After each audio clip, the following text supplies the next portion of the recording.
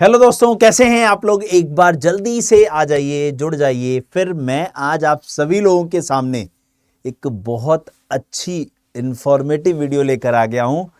EMRS में जो vacancy निकाली गई है ना, हॉस्टल वार्डन की, आप में से बहुत सारे लोगों के मन में ये सवाल आ रहा है कि सर उसकी जॉब प्रोफाइल है क्या, करना क्या होता है, सर काम क्या करना पड़ेगा अगर मेरी नौकरी लग जाएगी तो पहले तो आप एक बात ये जान लो कि अगर आपने ग्रेजुएशन कर रखा है और आपकी उम्र 35 साल से कम है तो आप सारे हमारे प्यारे प्यारे भाई बहन एलिजिबल हो जाएंगे फॉर्म को भरने के लिए। पहली चीज, आपकी फॉर्म फिलिंग स्टार्ट है, फॉर्म भरे जा रहे हैं, जाकर के फॉर्म भर दो।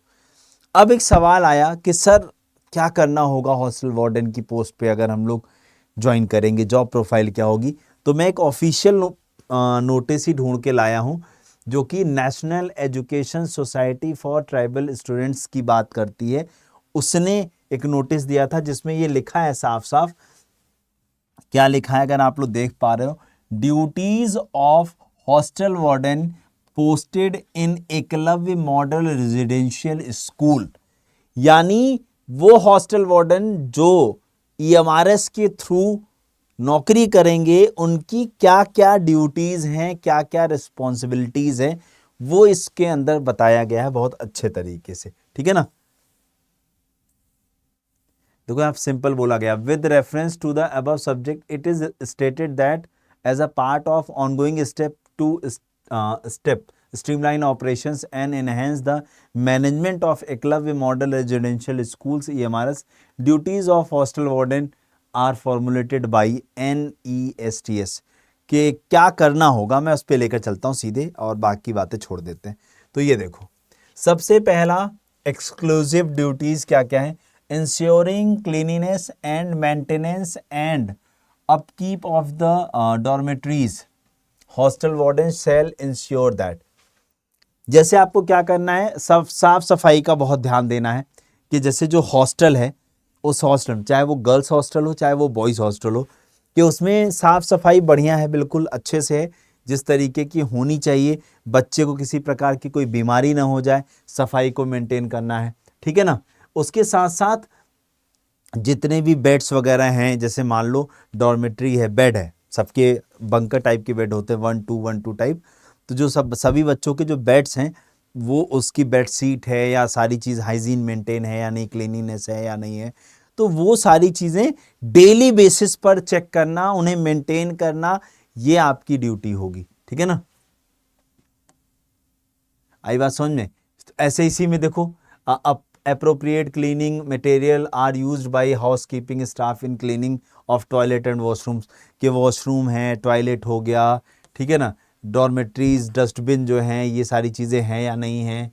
उसके बाद बच्चे जो हैं रेगुलर बेसिस पर सारी चीज़ें मेंटेन कर रहे हैं या कि नहीं। हाँ, ठीक है ना। उसके बाद इलेक्ट्रिकल फिटिंग्स जो हैं, वायरिंग्स जो हैं, वो सारी चीज़ें हैं कि नहीं हैं, और सारी फैसिलिटीज़ बच्चों को मिल रही हैं कि नहीं, चाहे पानी की हो, चाहे वो बिजली की हो, चाहे पंखे की हो, चाहे फर्नीचर की हो। हाँ, कहीं किसी प्रकार की कोई खिड़की विंडो वगैरह तो नहीं टूटा है, कहीं मच्छर तो नहीं फैल रहे हैं, कहीं कॉकरोच वगैरह तो नहीं हो रहा है, कहीं बच्चों ने ऐसे बहुत ज़्यादा गंदगी तो नहीं कर सकी है। इन सारी चीज़ों को मेंटेन करने का काम है किसका, हॉस्टल वार्डन का। दूसरा काम, safety and security of students. बच्चे कहीं किसी तरीके की ऐसी एक्टिविटी तो नहीं कर रहे हैं जिससे उनकी सिक्योरिटी ब्लीच हो रही हो। हाँ, कोई भी ऐसा अगर इशू देखने को मिलता है, चाहे वो लड़के का हो चाहे वो लड़की का हो, आपको उसे नोटिस करना है और उसे सही करना है। ठीक है ना। उसके बाद सभी बच्चों की हर तरीके की एक्टिविटीज़ पर नज़र रखनी है। उसके बाद हॉलीडेज़ या किसी से मिलने जा रहे हैं तो बाकायदा आपके पास एप्लीकेशन हो, आपकी परमिशन हो, तब वो जा सकता है। ठीक है ना। Record to visitor visiting the hostel must be maintained and submitted. जैसे मान लो कोई मिलने आ रहा है बच्चे से, तो उसका रिकॉर्ड मेंटेन है या नहीं, बच्चे से मिलने उनके पेरेंट्स के अलावा भी कोई आ रहा है, बच्चा कहीं जा रहा है हॉस्टल से, तो सब चीज़ों का रिकॉर्ड मेंटेन है या नहीं है। तो ये जो है आप लोग की सेफ्टी को इंश्योर करता है। ठीक है। उसके बाद distribution of item of students entitlements. The JSA shall provide following item as hostel warden for onward distribution, जैसे डेली यूज आइटम्स हो गया, बेडिंग आइटम्स हो गया, स्टेशनरी आइटम्स हो गया, यूनिफॉर्म हो गई।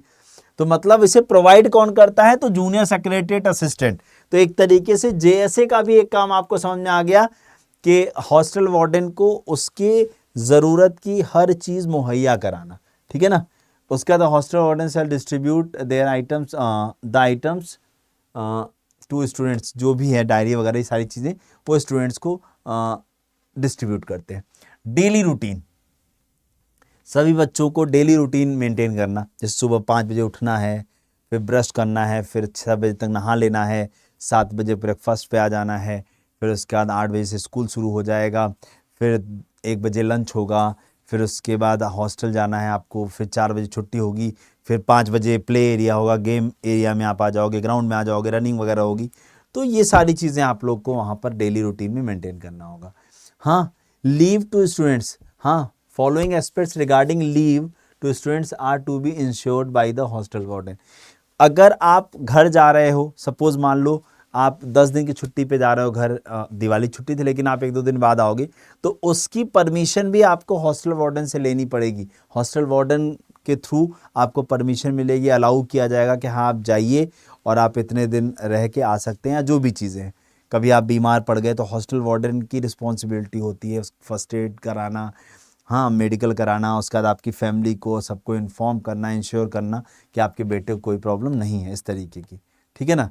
फिर उसके बाद देखो किस तरीके से hostel warden shall maintain day wise record of out pass students in the following format. तो date of out pass, reason of out pass, time of out pass, name of the student, house, class, escort name, relation with the student, contact number, date of reporting back, sign of the escort और signature of the concerned HM। तो इस तरीके से उसके बाद general duties आप लोग की क्या है कि हर तरीके से बच्चे को कंफर्ट करना, बच्चे का हाइजीन मेंटेन करना, बच्चे की सिक्योरिटी इंश्योर करना, यही सारा काम होता है किसका, एक हॉस्टल वार्डन का। और जॉब बहुत अच्छी है बेटा, मैं आपको बताऊं, आप भी एक प्रमाइसेस के अंदर ही हो, एक हॉस्टल में रहोगे, आपकी भी लाइफ बढ़िया से सेट है, कोई किसी कोई मचमच नहीं किसी से। बच्चे हैं छोटे छोटे, वो आपसे क्या ही वो करेंगे, ठीक है ना, बस उन्हें हैंडल करना है आपको और कुछ नहीं। इन शॉर्ट आपको बच्चों को हैंडल करना है। अब आप में से बहुत सारे लोग ऐसे हैं, बहुत सारे हमारे भाई बहन, प्यारे प्यारे भाई बहन ऐसे हैं जो तैयारी करना चाहते हैं बट परेशान है कि सर कहाँ से तैयारी करें। तो बेटा उसके लिए मैं आपको एक बैच बता दूं, मंडे से इसमें क्लासेस स्टार्ट हो रही हैं, 29 सितंबर से इसमें क्लासेस स्टार्ट होने जा रही हैं। आपको करना क्या है बेटा, adda247.com पे चले जाना है। जैसे आप यहाँ पहुँचे, यहाँ ऑल कोर्सेज, यहाँ SSC, जैसे SSC पहुँचोगे ये देखो EMRS नॉन टीचिंग दिखाई दे रहा है, EMRS नॉन टीचिंग दिखाई दे रहा है, बस इस पे चले जाना। जैसे आप यहाँ पहुँचोगे आप लोग को दिख रहा है JSA का और हॉस्टल वार्डन का बैच। तो आप हॉस्टल वार्डन का देखो 29 सितंबर से हो रहा है। इसमें रीजनिंग मैं पढ़ाऊँगा, शाम को 5 बजे मेरी क्लास होगी, शाम को 5 बजे मेरी क्लास होगी ऐप पर। तो इसके अंदर बेटा आप लोग को इतना पे नहीं करना है। मोर ऑफर्स पे जाने के बाद यहाँ ऑफर कोड लगाना है आपको, क्या, Y461 लगा के अप्लाई कर देना। जैसे आप अप्लाई करोगे ये देखो, तो Y461 और प्लस कॉइंस, तो ये आप लोग को इतना भी पे नहीं करना है। आप लोग को ये बैच मिल जाएगा मात्र और मात्र 1300 रुपये में। 1300 रुपये में आप लोग को यह बैच मिल जाएगा। तो आप लोग को बस डिस्काउंट कोड या कूपन कोड क्या लगाना है, तो वो है बेटा Y461, यही डिस्काउंट कोड लगा करके आपको इसमें जुड़ जाना है और अपनी प्रिपरेशन स्टार्ट कर देनी। आई बात समझ में? होप सो आप लोग को सारी बात अच्छे समझ में आ गई होगी, आप सब लोग जुड़ गए होगे और अच्छे से तैयारी शुरू कर दोगे। लेकिन सारे लोग इसमें जुड़ोगे, इस बात का श्योरिटी मुझे दे दो यहाँ पर, ठीक है ना। तो चलो फिर आज के लिए इतना रखते हैं, बाय बाय, टेक केयर। मिलते हैं आप लोगों से बैच के अंदर, आप लोग बस तैयारी करने में लग जाना। ऐसे अगर आप JSA का बैच चाहें तो JSA का बैच भी ले सकते हैं, ठीक है। Thank you so much.